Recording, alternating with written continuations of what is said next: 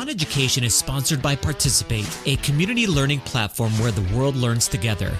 Later in the episode, we'll hear about one of Participate's partners, The Sandbox, and how you can get involved in its free community learning opportunities and live streams.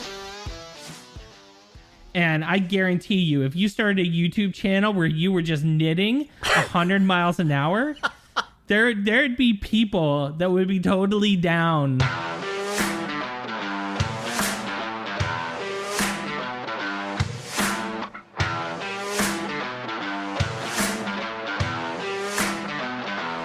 Welcome to OnEducation, part of the On Podcast Media Network. My name is Mike Washington.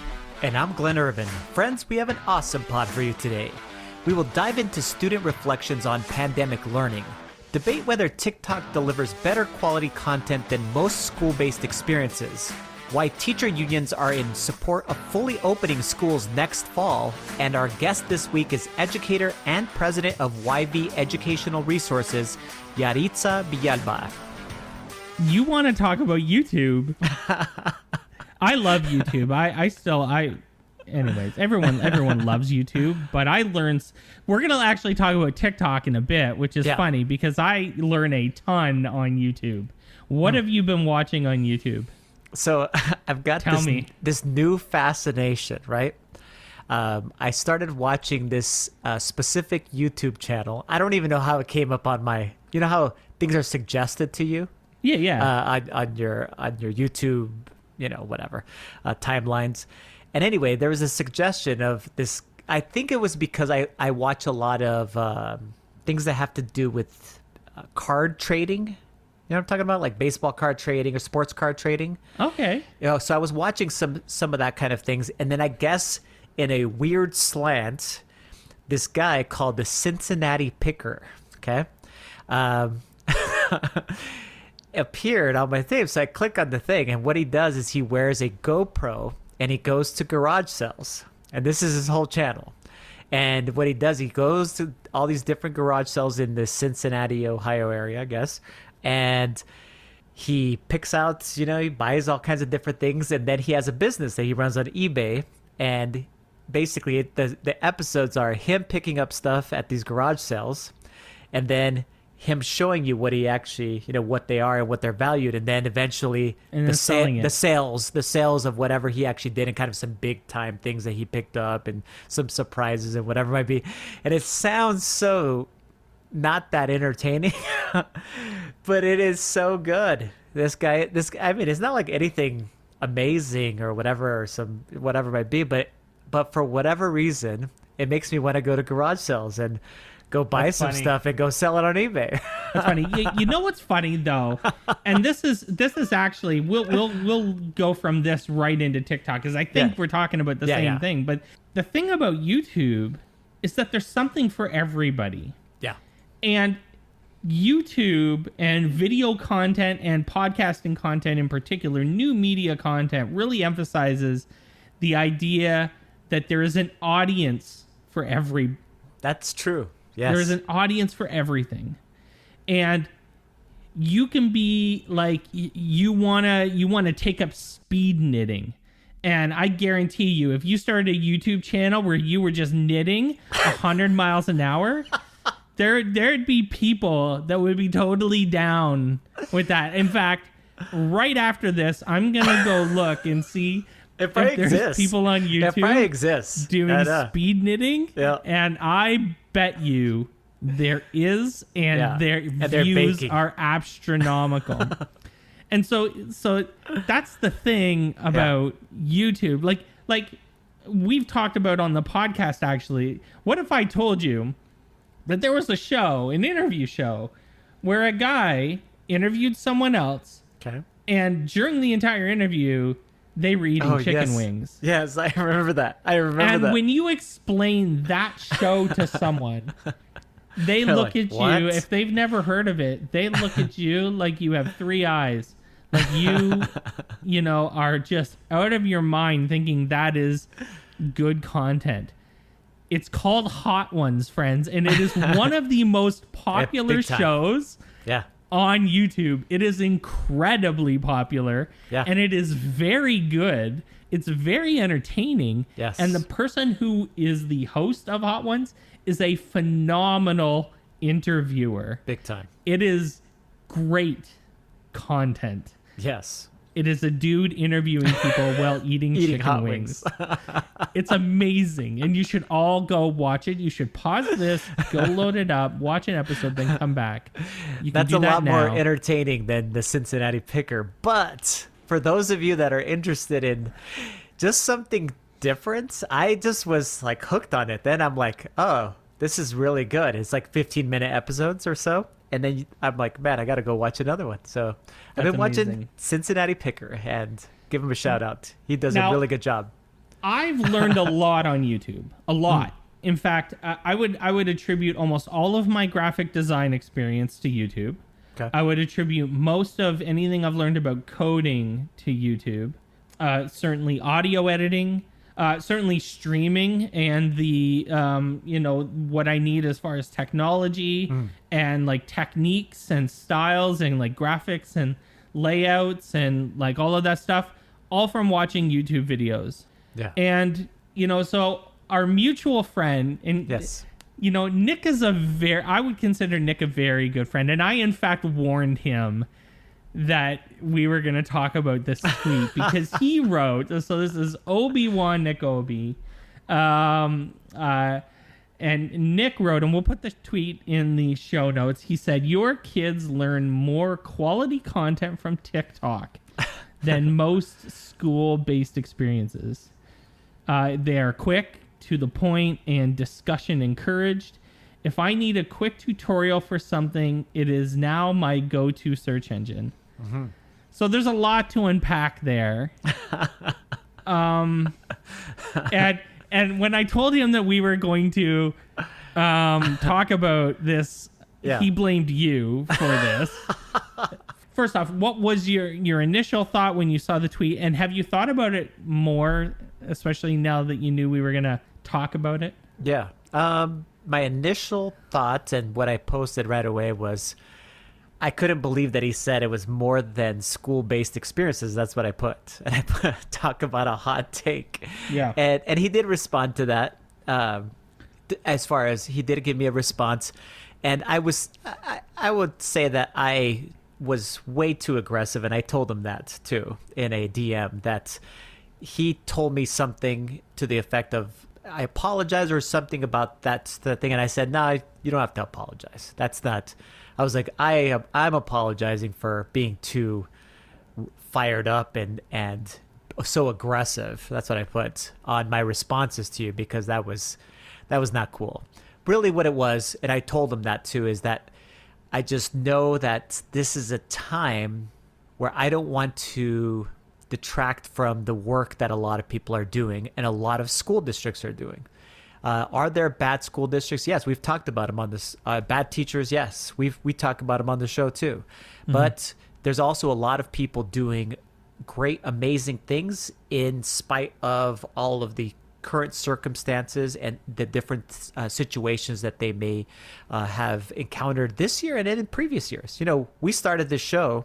I remember a few years ago when we started it, one of our first episodes was about school shootings and how teachers and their students both have to go to these places, these schools where you're supposedly safe, and really we aren't, and right. We talked about kind of this, and yet we still do the work that needs to be done as educators. And so, similar vein here, I just wanted to make sure that I was too aggressive in my stance. And I understand his point actually better now too. I understand where he was coming from. He did put it as a hot take, which is fine, because I put some hot takes on Twitter too. And he was putting it as basically, this is a potentially great learning platform.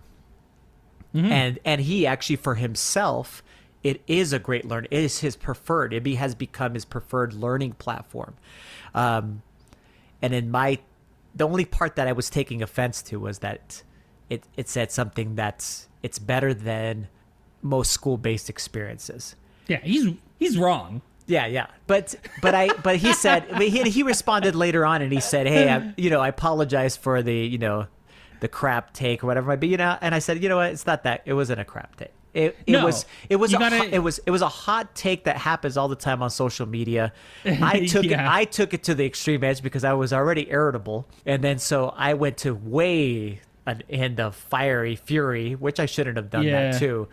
And Nick, I apologize to you here on air, and as I apologize to you with that DM, that was way too aggressive. I could have taken that different tone and said, you don't really mean this. You're saying that this is a great learning platform, but you're not really saying blah, blah, blah. And of course, we all could have been talked off ledges here, but it's the hot stuff that comes off of Twitter sometimes. And depending upon your current mood, unfortunately, sometimes it goes to an extreme. And I'm glad that Nick actually was willing to talk about it. And like I said, I was wrong in the way that I approached it too. He's not. You got to separate like the first paragraph there, the first bit. I disagree with him completely. I mean, and he knows. I mean, your kids don't learn more quality content from TikTok than school. It's fine, whatever. But TikTok is super cool place to learn new things, and the people doing creative, interesting things on TikTok are doing those things, and it's amazing to watch. Now, that being said, I guarantee you that the average 16-year-old's TikTok algorithm is not landing them in world history and math. It's landing them in far darker terrain than that. And so let's just be real. Yes. Like, first, there is not many better algorithms than the TikTok algorithm. Are you on TikTok? Like, do you? I am, but I don't. I have like I think I follow on it. No, I don't. OnEducation. I think I follow Connor. Maybe you. If you start to surf TikTok and like things, it does an amazing job of picking up on the things that you're into, and you can really like hone in on your interests through liking things and commenting on things. Their algorithm is outstanding. And so I'm just saying that the average especially, like the average 16-year-old's algorithm, the same thing as YouTube, is not giving you educational content. No. For sure. But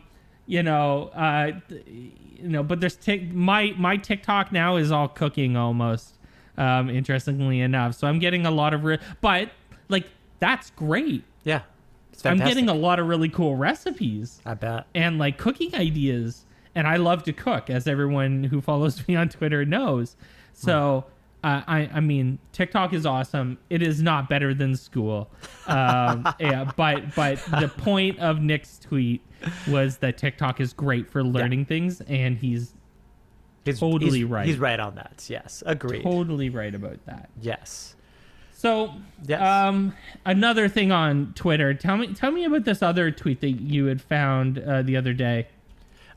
So we have basically a interview that this teacher did, Justin Reich, and he said he had... Justin Reich is a very smart guy, by the way. Yeah. Just if you don't know who Justin Reich is, he was one of the founders of the EdTech team. No, EdTech teacher. They're two different things. EdTech teacher. They used to do iPad summits all the time. Yeah. All over North America. Anyways, Justin Reich, super smart dude. Yeah, and he has the Cheech Lab podcast, as it says here. And they did it. They basically interviewed students about pandemic learning. And he had this great thread, which we'll make sure we link with what the students said. Kind of these different comments. And if you go down the line of these comments, what my biggest takeaway was from these comments was the students' experience during pandemic learning was all over the place. So to encapsulate it into saying one kind of basic thing is very difficult to do. And there's very positive experiences, and there's also obviously some very negative experiences, and then everything else in between. Some of the things that I thought were very like telling and things that we can take from this as educators were some of these types of things. There was a comment here, or one of the students said, try to understand, not just listen. So there's a lot of these type of comments in this thread that talking about empathy, basically, not just during these crazy times of pandemic, learning, but from this point forward, that they really appreciated those types of things. And there was some comments of like, hey, I love this for my own personal reasons. I love this. And some people said, this is horrible. I hated this. I want to just be back in school. I can't do it. I can't successfully learn it in this way. I would highly recommend teachers take a look at this thread, and hopefully you're even asking your students at the end of this year, whenever this is coming up for you, as the year wraps up, just kind of things that you can do as the educator. Like, what kinds of things should I continue to go ahead and do that happened this year that you appreciated, whatever those types of things, and what should we not, continue to do, whatever that might be. And it can be things related specifically to instruction, and it can be things related to just how we focused on making sure that we had good relationships with our students, and everything else in between. So I thought that was a really good. I love that they ask the students these questions. I think that that every teacher should take a look at these things, but then also ask their own students in their school and reflect upon that for next year. I think the best part about a lot of these quotes is that it's a great reminder that not every student is the same. Students are not a monolith. No. And teachers aren't either, in fact. And you can be a great in-class teacher and be not a particularly skilled remote teacher. Yeah. And you can also be the inverse of that. And you can be a great in-class, in-school student and not a very good remote student. I think my son is actually one of those. We're back to, I think I've mentioned this, but Ontario is in the middle of I think we're 4 weeks into a 6-week full lockdown. Like, school's closed. Yeah. So both of our kids are fully remote, and my wife is teaching fully remote right now. And neither of our boys like remote learning. No. And it's not a very good experience. And everyone's different. Absolutely. And I really hope that this one that really stood out to me was where it said that they hoped that teachers, when they come back to school, will treat students with the same level of empathy and compassion that they have been during the pandemic. Absolutely. That we continue to realize that, just because everyone's back in school 100% of the time doesn't mean your home life is amazing, doesn't mean your parents are amazing, doesn't mean everything that goes with your social life is amazing. And still, that level of empathy that we've really hammered home into teachers over the last year and a bit, that you have to really, be cognizant of your students and where they are as people personally.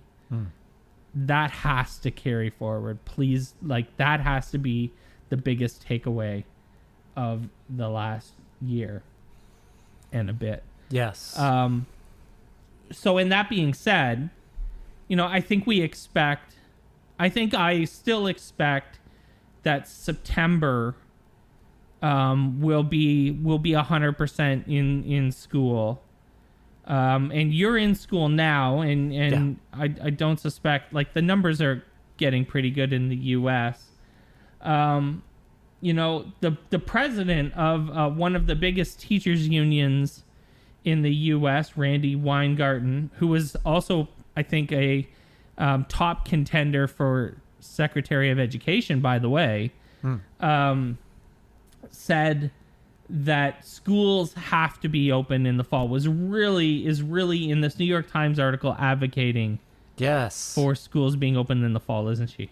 And that's such a big deal because it was not the case, obviously, not too long ago. But circumstances change, as we had said, we hoped would happen.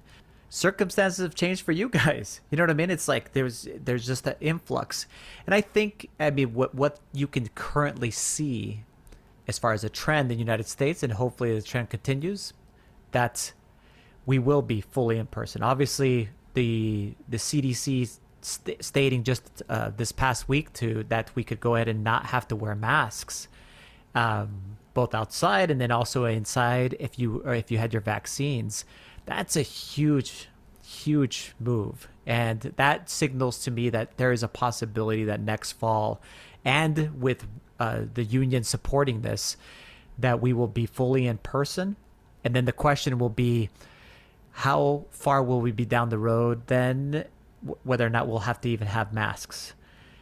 That should be interesting. So this summer will be really, I hope, an amazing, awesome summer. And that part of the amazingness will be that we will be somewhat normal in the fall. We'll see. I don't want to, say that that's going to happen, but if it does, my goodness, I think teachers will be elated, and I think we all will be, and students too. We will be really excited to get back to what a normal year. Yeah, go get vaccinated, people. Yes, go get a vaccine, please. You can't listen. Like, I don't know how many of our, I'm sure that the ratio of our listeners that are anti-vaxxers is pretty low. Pretty low. I mean, you would have left us a long time before now if you're an anti-vaxxer for the other things, because of the other things that anti-vaxxers tend Absolutely. to be. But if you've stuck with us through Trump and Davos and guns and all of the other things, exactly. and still refuse to get the vaccine, please, it stands in absolute cognitive dissonance to the idea of your desire for schools to be open 100%, and for kids to be in those schools with teachers 100% of the time. Those two things, either one's gonna happen, or but they can't happen without each other. No. So we need it to happen. Yeah, go get a vaccine. If your kid is 12 years of age or older, which is I think the age now, go get your kids vaccinated, so that your family is safe, and so that we can go back to schools. Everyone wants this, but we want to be alive a lot more.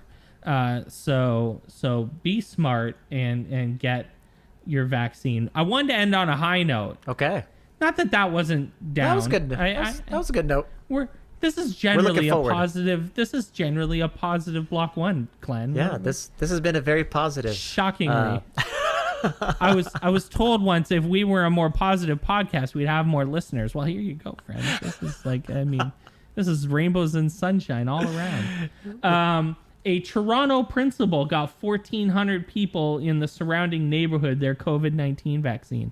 Wow. And what's amazing about this story? Well, there's lots of things, but it's very hard. It was very hard for the longest time to get a damn vaccine in Ontario. And so, and getting anyone that wasn't like 80 years old in a long-term care facility, or you had to be a doctor or a nurse to get a vaccine for the longest time.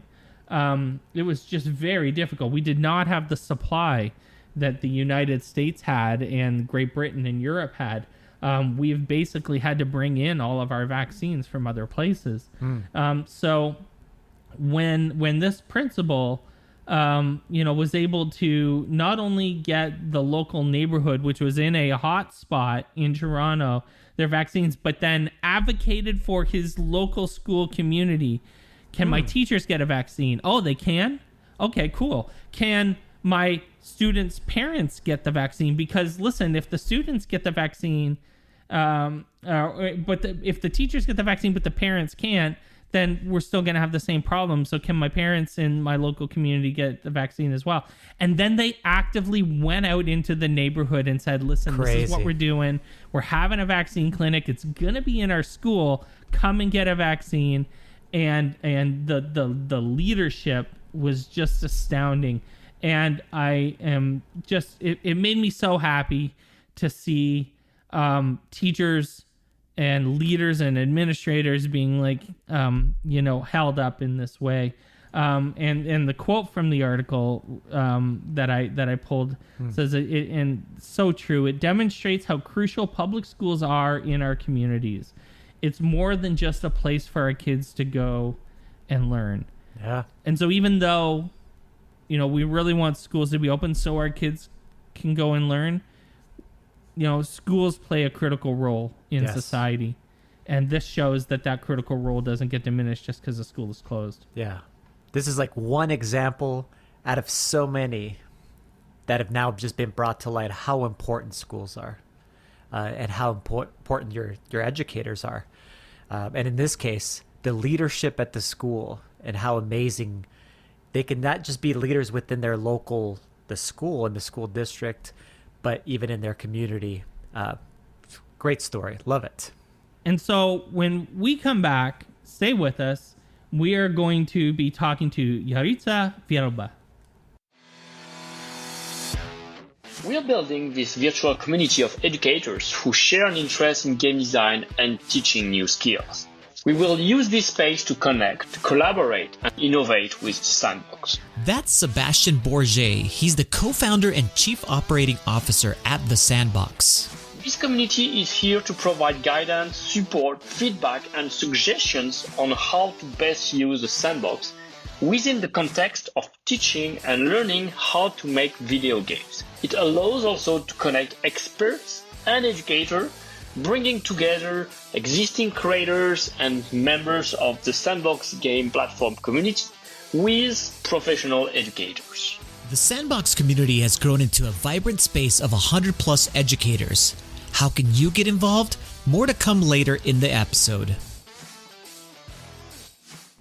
Welcome back to the podcast, everyone. Our guest started her career teaching social studies to high school students in Brooklyn, New York. Throughout the years, she has developed curriculum materials and led a ton of professional development and spoke at a lot of conferences, which is where we met her. She is currently a lead teacher of an alternative high school in teaching overaged and undercredited students history through a critical lens. Welcome to OnEducation, Yaritza Villalba. Hey, Mike and Glenn. I'm so excited to be here today. Yaritza, for our audience members that may be unfamiliar with your work, can you introduce yourself to our audience? Maybe tell us a little bit about you and your journey here so far in education. So Mike mentioned most of it. I've been teaching for 11 years here in Brooklyn, New York.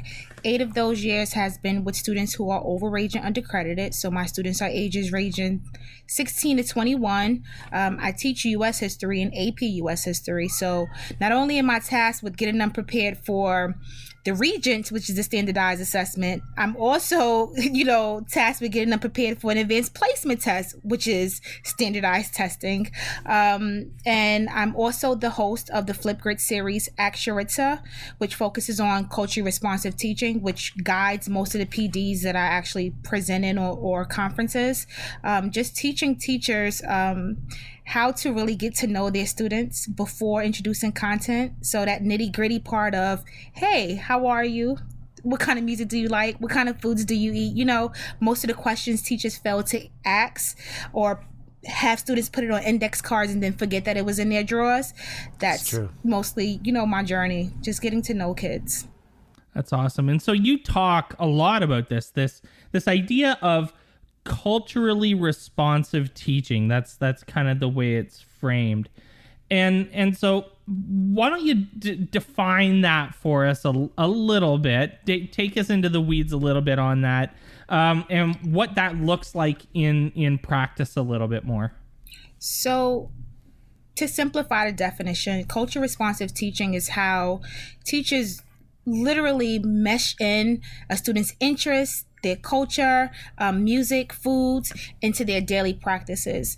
And so it's just the inclusion of who your students are in your lesson plans. You know, sometimes teachers create lesson plans and they don't have students in mind. So I'm just strictly thinking about meeting these standards from the state, or thinking about this curriculum and the state assessment that students have to take, but you're not thinking about the individual 26 students who think differently, who may answer questions differently, who take tests differently. So it's just acknowledging that there's differences in a diverse community in front of you. And so what are you going to do with that? You have to include them into your daily practices. And how would you do that though? Like I mean, I get that it's about questioning and taking deep dives, but is there like practical ways that teachers, without basically taking us through one of your, I'm sure, amazing PD sessions, practical ways that teachers, especially low barrier ways, because I think a lot of teachers want to do this, but also teachers are facing the challenges of things like standardized testing that get in the way of doing this, or that they at least make the excuse that they're getting in the way of doing this, right? I think it's honestly simple. As adults, when we go into interviews, we would love to be asked who we are and how we could contribute to, you know, that new work environment. That's exactly what you're doing in the classroom. You're finding opportunities or creating opportunities for students to just say who they are. 9 times out of 10, you'll be taken back by how students present themselves, or even the things that students share with themselves about themselves. So what I would say to a teacher who wants to be culturally responsive or who wants to be more involved in their students' lives is just create an opportunity for a student to really tell you about themselves beyond what their test score said before they walked into your classroom, right? Because a lot of us make assumptions about our students. I may look at 8th grade test scores, or because my students are 16 to 21, they've been in high school 6 to 7 years most of the time. And so it's me looking at what they did in their past schools. And so sometimes I have so many assumptions, and then you have this kid and you're just like, hey, who are you? And it's like a totally different, vibe, because now you're taking away everything you've assumed about the kid, and you're allowing that student to paint a picture for themselves, of themselves as well. That's a great answer. So with polarization the way it is now, like in the US in particular, but I'm Canadian and it's bad in Canada too. I feel like it's become harder and harder to be a culturally responsive teacher in a world where everything is political. I mean, saying Black Lives Matter has somehow become injected as politics, as opposed to just, believing that people's lives, matter, and that shouldn't be something that's a political statement. So what do you say, and I mean, this has to come up. What do you say to teachers who are trying to thread that needle, especially in spaces in the United States where, there are places in the United States in particular that are not very culturally responsive, and that giving students the space for you to be culturally responsive in your classroom would be considered you injecting politics into your class. There are whole districts in the United States that would fire teachers in some cases for going over a line, so to speak. What do you say to that? I mean, take as long as you want, because this is a big problem, and we need to figure out how to do it without getting fired, some of these people. So first is the acknowledgement that this nation was built on politics, right? The idea of having separate viewpoints, the idea of having different perspectives. politics itself stemmed from two men disliking each other's views. And so when we sit back and we think about what's going on in our nation, it's something that has always happened in our nation. There's differences that exist, but when you get down to the nitty-gritty of it all, it exists because of race. I would say to teachers, you're doing kids a disservice if you're not going to talk about Black Lives Matter, if you're not going to talk about indigenous peoples, if you're not going to talk about people of color and how we've contributed to this country for centuries. And for centuries, we've been frowned upon or we've been excluded out of many things. And so in order for a teacher to be a culture responsive teacher, you have to first reflect on your own biases, right? And we all have biases, but I have to acknowledge what exists within myself so that way I can leave space for everything else that I want to learn. You touched on the idea of bringing politics into the classroom. I believe that, especially as a U.S. history teacher, it's all in how you do it. I could frame a question and sit back and watch my students go at it. And honestly, that is my job. My job is to ensure that students voice their opinions the best way they know how, because in the real world, no one's going to spoon feed kids information. They have to be prepared to stand up for themselves. They have to be prepared to know their rights. They have to be prepared to know how to engage as citizens. And so the best way to do it, especially if you're a teacher who you may, like Mike said, be afraid of losing your job. Pose a question and watch the action. As a teacher, we're also responsible for giving students the necessary tools. You do that by giving resources. I always say stick to primary and secondary sources, mostly primary, because they tell you a story in a way in which we weren't there for those events. But when you read it, it's almost like you were a part of it, right? You was a part of the signing of the Constitution. You was a part of the signing of the Declaration of Independence. You were a part of those wars that separated men based off of race, based off of class, based off of gender. And so this is exactly what we're dealing with today. So folks have to, I don't know if I'm allowed to say this, but pull up your panties. It's time for us to get realistic because honestly, the next generation is supposed to take over. And we, especially myself, I want to leave this world knowing that I left it in good hands. And the only way we can do that is by preparing them for life. And it's about being realistic. I believe that if I leave my classroom and I stuck to just a textbook and I didn't talk to my students about, the fact that African Americans helped build this nation, the fact that Native Americans were here, the fact that Christopher Columbus did not discover America, then what am I doing? What did I study so much for? What did I get 2 masters for? To just, to just reiterate what's in a textbook? Or am I here to challenge thinking? And I believe that even as a teacher or as an adult, soon to be mother, it is my task to do that daily. Whether if it's even with my boyfriend, I ask him questions sometimes and he's like, yo, and I'm like, hey, I'm a history teacher. What do you think about this? Or, he's watching CNN and he's like, hey, what do you think about this as well? Because if you're not talking about the issues of today, then what exactly are you doing? Where are you living? You have got to have an opinion on the 1619 project then, and the vitriol that comes from the right over teaching what is basic fact about the way that people were treated in the United States.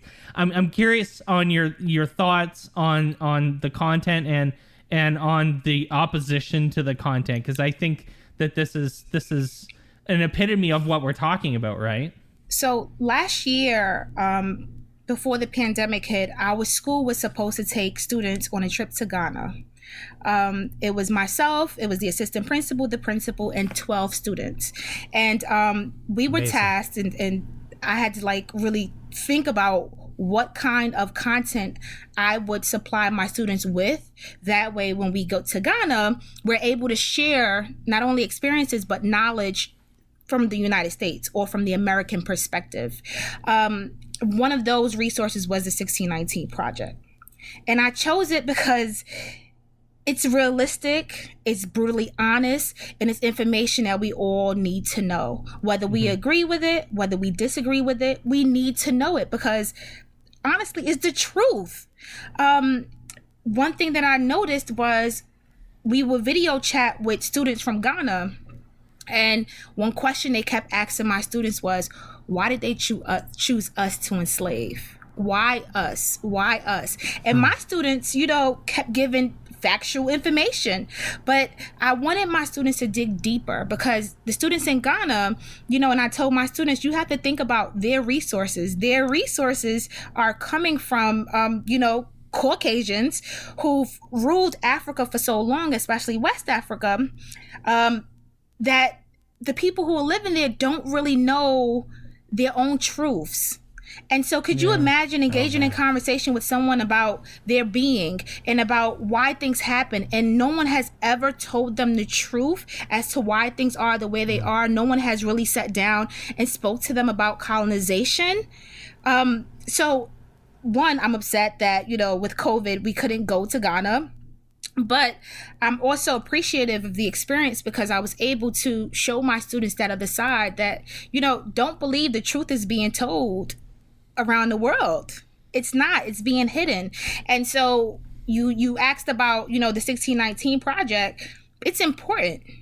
It's a legacy. It is honestly all the information that textbooks have failed to present in one document. And just that's because the it's reason in the textbook doesn't make it right. Right. And that's honestly the reason why Trump didn't want us to have access to it. People fail to realize that the truth comes out, whether if it's going to be in written form, whether if it's going to be in videos. So many people are now a part of the woke movement. I always say now people are listening more, and it's not just going in one ear and going out the next, because people are getting tired of experiencing the same thing over and over and over again, right? We can't still be in the same place that we are now in education where we were before the civil rights movement. That's an issue. Communities are not supposed to still be suffering the way they were pre-civil rights and even post-civil rights, right? Because when you think about it, a lot of Black communities actually excelled when we weren't integrated. We were actually doing better when we were segregated. And then you integrate us and put so many laws in place that now you have this ceiling, right, that's preventing us from becoming more successful. And so we have to think about how laws are being made to benefit one race and not the next. The 1619 Project is literally just presenting us with the facts. And it's, what are we going to do as an adult? What are we going to do as teachers? How are we going to present this to students? And I would say, present it the same way I did. I had them read it, and I said, so what are your questions? Because at the end of the day, you want them to have their own opinions about it. You want them to be able to get that document and write on it and ask questions and Google, and then know that I told you Wikipedia was wrong. And for teachers who stress Wikipedia, there you go. I told you Wikipedia was wrong. But also there's more that we need to learn as a civilization. So powerful. Yaritza, you run a fantastic nonprofit organization called YV Resources, where you help administrators, teachers, and coaches like me, instructional coaches, draw upon current research to enhance instruction and improve learning outcomes. I have a question about this specific year. As we come to the end of this year and we start reflecting upon it, what should we as educators be taking away from pandemic teaching? And is there anything specific that we should continue to do? There was so many different things that happened and so many different situations that we were put in. And as you speak to educators out there and you're sharing resources with them, what are some things that we should learn from and continue to go ahead and do as next fall comes around? Teaching during a pandemic has taught us to think outside the box. Not only that, it taught us to teach when we didn't have so many resources placed in front of us to do so, right? Because you had it where so many schools who already had one-to-one devices were able to flourish, meaning give students devices, right? But other schools lacked in that area, so we had to figure out ways to get work to students, plus the resources, the computers or the laptops, and then on top of that, Wi-Fi. And once class began, you missed the most important part. A lot of students didn't know how to use the technology. And so teachers had to be creative with not only teaching themselves how to be more flexible with the technology, but also teaching students and teaching parents. So what I would say is you became more creative.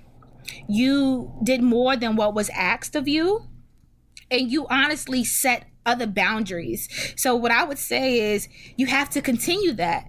68% of the job force now is going to be in STEM. How are you going to prepare your students, whether you teach history or science or math or English? How are you preparing your students for the job force? Because honestly, that should be everyone's goal, right? Even if a kid is taking a standardized test, it's okay, I'm going to prepare you to understand mathematical equations, because not only do you need to take this exam, but I know that if you invest X amount of money in the stock, then I know by the time you graduate high school, you might be able to, build your own company or whatever the case may be. A lot of our students are used to thinking outside the box already. And that's where that coaching responsive teaching piece comes from. You have to know your students. I've never met a student who just flat out said, yeah, I just want to go to college. Not my students. And I think a lot of it has to do with the fact that they've sat in classes for so long that high school teachers have already taken that opportunity away from my students. I think they just want to graduate and go on with their lives. But also my students are parents. Yeah. My students have their own kids. My students have their own jobs. Yeah. And so it's, as a teacher, how am I equipping you with the tools necessary for you to go out into that job force and work at one of those, STEM jobs? How am I going to give you the tools to create? How am I going to give you the tools to become more successful, especially if college is not your option because you don't want to go to college? And so I would say, still think outside the box. If your schools are trying to go to a more traditional way of teaching, we know that's not going to work. The data shows it hasn't worked all this time, which is why students are struggling now. They're not struggling just because they don't know how to turn on a laptop or because they're falling asleep at home. It's because they're missing that engagement piece. And some of us are still teaching remote as if we were in person, meaning we're just lecturing. Who wants to hear someone lecture, And so I would just say, just continue to teach outside the box. And that's exactly what I had to transform my organization to, because at first, when I gave workshops and seminars, it was face-to-face, and it was me just showing teachers what I did in class, because to me, I felt like, okay, well, I got this and I'm doing it right and my students love it. And if my students love it, then everyone's students should love it. And then once the pandemic hit, I had to think about teachers and parents and administrators and students. I had to think about everyone as a collective. And so it was more of, this is what I do, but now I'm going to show you how to do it. So I can't just say this is an effective practice. I had to take the time to actually create free workshops for you to be able to engage in. I might play music. I did free giveaways. I reached out to a lot of companies to be able to give swag, because teachers love swag, and it worked. Say it ain't so. Right. And it worked, but it was just the idea of just changing the norm. I had to change my norm. I had to know that I had to access teachers or meet them where they are. So if that means for me to make it a time where it may be 5:00 in the morning in India, but teachers are still logged on. So I had to even change how I presented things. I can't lecture you. So let's do some hands-on activities or some digital activities that you can now include in your classroom if I use it with Flipgrid. So smart. If our audience wants to connect with you online and continue the conversation, what's the best way to go ahead and do that? So I am a Twitter head. Even though the beginning of last year, I actually wasn't. So I was not into social media. But once the pandemic hit, I needed to find ways to still communicate with teachers. And Twitter was that way. So I am on Twitter. You can find me at INC_YV. If I don't respond right away, just know I'm going to respond eventually, because sometimes it's like 40 or 50 things I'm being tagged in. But Twitter is the way to go. And also on my website, yveducationalresources.com, you can ask any questions you like, even if you want access to resources, they're there. Yaritza, thanks so much for joining us. Oh, thank you for having me. The Sandbox is creating a learning ecosystem where educators can learn in weekly streams, bring ideas into their classrooms, collaborate with other educators, and become Sandbox ambassadors. Our goal through the stream is to show the world how low the barrier can be to teaching and learning game making through our no-code and accessible platform. Anyone can do it. Passion and education. You can feel it in the streams as we explore and share ideas around game design implementation in your teaching practice. Join the community to learn more at go.participate.com/sandbox. Thanks for listening to OnEducation. My name is Glenn Irvin. My co-host is Mike Washburn. OnEducation is part of the On Podcast Media Network. You can listen to this show and many others by great educators like Monica Burns, Mike Matera, Tisha Richmond, and many more by visiting onpodcastmedia.com. Want to get in touch with us? Check out our website, oneducationpodcast.com. You can tweet us at oneducationpod. Mike is at Mr. Washburn on Twitter, and I can be found on Twitter at IrvSpanish. You can find us on Facebook by visiting facebook.com/oneducationpod. We're also on Instagram at oneducationpod. If you're enjoying the show and think others would too, we would be thrilled if you shared it with them. Please leave us a rating or review in Apple Podcasts or Google Podcasts. When you leave a rating, it gives our rankings a boost. This helps others discover the show. We want to thank our presenting sponsor, Participate, for supporting us. Check out participate.com to learn more about them. Thanks as always for listening, stay awesome, and see you soon.